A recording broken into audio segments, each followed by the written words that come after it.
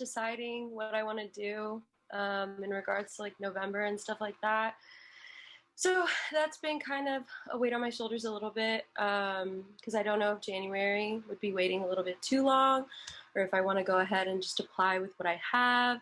But so yeah, that's kind of been what's going on. And then personal statements, getting that stuff done. And obviously everybody has like, oh, I'll just edit it for you. You don't even, also just in regards to like the LSAT, I think that because I've been studying for it for a while, I think that I always just kind of imagined that I was going to take it in person.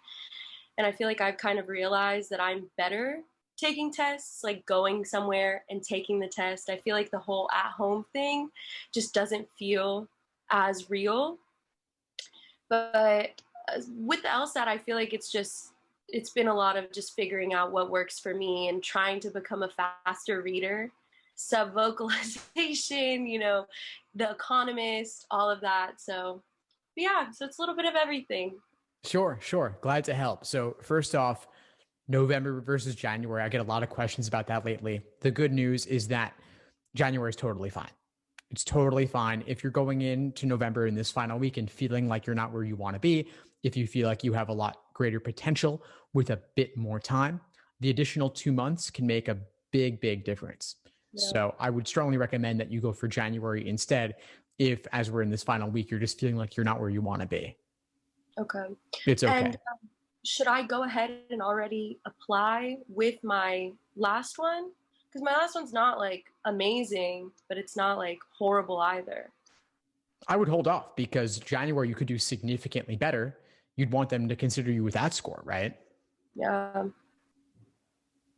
that's true. Yeah, so I would hold off. You can get everything else ready in the meantime on the side as a break from your LSAT prep, work on the personal statement, any other essays you're going to submit. But don't hit submit until you get the January score back because you don't want them to consider you without that score. So you don't think that if I'm one of like the splitter people that it wouldn't be too big of a deal? Not a big deal at all. This cycle is a little bit weird in part due to COVID. January is perfectly fine. I wouldn't even say it's late anymore. I might have said that 6 months ago. I might have said that a year or two ago, but in my discussions with admissions folks, that's the latest. As I speak now in early November, this is the latest. January is totally fine. Okay, cool. Because I feel like that's just been something that I really wasn't sure about. I didn't want to hold off because I've already taken it twice. So I remembered you said if I took the November, that would be my 3. Yeah. And were those other 2 takes, when were those specifically? So I took the August, and that's when I had my proctor issue. And then I took the October. So the next one's going to be your third, your last one for this cycle. So I would recommend not taking November, definitely taking January. I feel even more strongly about that knowing the context. Okay. Perfect. So I'll probably go ahead and switch that because it's definitely because I think I'm on like the 10th to take it. And it's not that I feel like not ready. It's just more the fact that I want to make sure that I can get it as high as I possibly can. So it's kind of just like maybe I should hold off. But so yeah, I think probably holding off. Fantastic. Awesome. And those 2 months, I mean, I've seen how you show up in class. You really give it your all. You're very diligent and you understand this test better than most people. So I think with the extra 2 months, you could do far better with the extra time. Okay. Yeah, thank you for that. That just makes me feel a lot better because I feel like it's definitely something that's like, you should have apps in by December. And it was like, okay, what about January? So that makes me feel a lot better, but that's good to know. I think I'm definitely going to do that today and switch it. Awesome. Fantastic. Now, you also said that you're thinking about the applications, the personal statement, and you're considering which route you want to go to work on that. Mm-hmm. What questions do you have for me around it?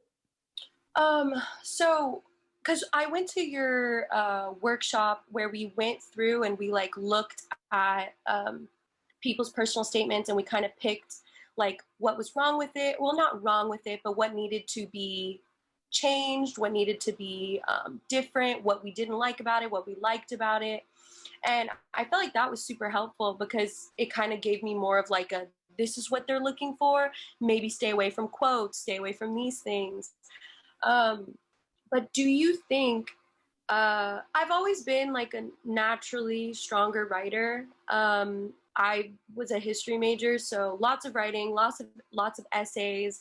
My only, like, I guess, concern is if I have people like my friends and, well, not like other like law school people, things like that, if they were able to help me.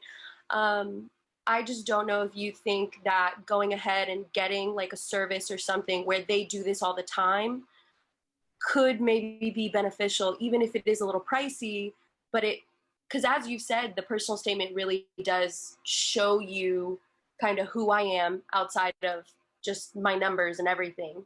So yeah. Yeah, good question. I mean, there are lots of fantastic former admission officers who offer admissions coaching. I offer admissions coaching one-on-one, and I'm doing plenty of that in the course as well. So I guess the question is, how good can you get it with the free and lower cost options for revision before going for a higher priced option? So of course you can have those in the, like, law students and such help you out with it. We can workshop it in the course and you'll get feedback from me and others on it there. And then if you still feel like you want to go significantly beyond that, then I would look into one of the higher priced options for getting some one-on-one support. But I would see how far, since you have access to the course, you have access to these application essay workshops that we're doing, where you can get feedback from prelaws who may not have all the knowledge, but many of whom are great writers who can look at it with a critical eye and don't know you personally. You get anonymous feedback because they don't know that it's your statement. So they'll feel a bit more comfortable being honest about it. And I always feel comfortable being honest about these statements. I don't think it's serving anyone by telling you it's great when there's still a lot of work that can be done. Yeah. But you've got access to the course anyway. So why not workshop it there first and see where it goes? Okay, perfect. I'll definitely do that. And then, another thing, I've been watching a lot of your tidbits and like little YouTube videos about addendums. And so my GPA is not like a horrible GPA, but definitely freshman year, I was going through some things. And so my GPA in that sense, it definitely knocked me down. After that, which I know you've talked about, like, how was like was it like at the end you were bad? Like, no, it definitely shows that like towards the end, like I did really, really well. So in the addendum, do I need to really talk about what exactly, because I don't want it to be a sob story either, like, oh, feel bad for me. I want it just to be more of like a, hey, these are the facts, this is what happened. Should I include, like, as you can see, like towards the end I did much better, or should it just be explaining what exactly happened during this time and why I didn't, do the best of my abilities? I would point out the upward trend. Okay.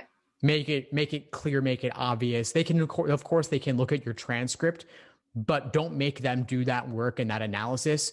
You can take just a quick sentence or two to point that out. So the before, after. While I had this issue going on freshman year, grades were lower. After that issue was resolved, grades were higher. Therefore, they don't need to be concerned about it going forward. Okay, perfect. Yeah, because that was just something that I wasn't sure how to like approach it, I guess, because I definitely didn't want it to be, because I did see one of them with one of the law school people, and they were just like, please don't make it a story, like make it straight to the point, concise, just tell us what happened. So I was like, okay, but do I need to tell you, like, hey, look, I'm doing a lot better now? So that was the only thing. But yeah, well, that doing a lot better now can still be a matter of fact, concise thing. You don't want to just start laundry listing excuses and giving lots of narrative in an addendum. So I would agree with their take on it as well. Just like, don't be too flowery about it. Be direct, to the point, concise. Okay, perfect. And then, so addendums are just in regards to, something on your transcript that looks questionable or anything like that, correct? I'd say probably the most common ones are GPA addenda that I see. There's also, folks will often sometimes write an LSAT addendum. And then if there's anything else you need to tell them or want to tell them that can't be covered elsewhere, you can often write an optional essay as well. Do you think I should make a LSAT addendum because I've taken it? Well, I will be taking it 3 times. You can, if you want. You mentioned that the August LSAT, there were proctor issues, right? So yes. If you wanted to, you could say something very concise about it. If you already have a GPA addendum, though, you may not want to do an extra addendum for that. Especially, I mean, in that last year, and when there was the digital LSAT transition to the tablet format, lots of tech issues there. Same with the LSAT Flex, lots of issues here as well. So they're aware of the transitional LSAT format issues. So you don't need to do one. People often like to because it makes you feel better as an applicant to say that. I don't think it needs to be a huge question. I think August, October, January, it's not like they're 3 consecutive months. Yeah. August and October were consecutive administrations, but you're allowing more time for January. So I wouldn't say that you have to do it. Okay. I don't want to, explain everything to a T too. And they're just gonna be like, wow, like she really explained everything. Like, I don't want that either. Yeah. If it was really concise, it would be okay. But I don't think that you need to. I'd say it's a toss up either way. You can do it. You cannot do it. It's up to you. Okay. Trying to think. This is very helpful. Of course. But yeah, the course has been really, really good. Especially the one-on-one. Well, it's not one-on-one, but it's like the group aspect. It's extremely helpful because I feel like we're able to get our questions out. And like, I had done a couple other courses, but this has been like the first one where it's like a very kind of hands-on. And I feel like it's definitely helped with like my approach. And also I was really nervous doing the logic games thing, but it also was like reassuring, like, okay, I actually know what I'm doing, at least in like one of the sections, But yeah, I feel like my main thing probably going into January is just really, really, I've been honing in definitely on the harder logic games, but I think with the LR, I've definitely been like splitting them up into the types of questions and really trying to figure out which ones are getting me stuck and like which ones I feel like I'm just wasting so much time on. But reading comprehension, I'm trying my best to read The Economist, which has been super helpful because those are very dense and heavy. But the sub-vocalization, that's something that I've kind of been looking into because I saw on yours, it was like Spreeder. Yeah. I've also been trying to listen to like podcasts faster so that like my brain is processing things faster. So I'm hoping those help. Cool. Well, I'm glad that you've been finding the course useful. It's been fantastic to have you in it. Your presentation was great on logic games. And that's part of why I do those presentations, to let students build their confidence and show that you've got it and learn by teaching as well. And so if you ever wanted to do one on reading comprehension, I'd be happy to have you do that too. And come to the reading comp deep dives. We've been running pretty consistently. Those have been great. I'm doing another one tonight. And that's a place where we can talk about things like the sub-vocalization as well. We can always bring that in and bring in just ways to more deeply understand the passage and find those key portions that really just break it wide open. Okay. Well, I will be there. Fantastic. Well, it was great connecting with you, Jessica. Keep at it, and I'll see you then. Thank you so much. Of course. Bye. Bye. Thanks for tuning into the show. Please subscribe if you haven't done so already to be notified of new episodes as I release them. And feel free to reach out if you need anything at all as you move forward with your prep. I'm happy to help however I can. In the meantime, I wish you all the best and take care.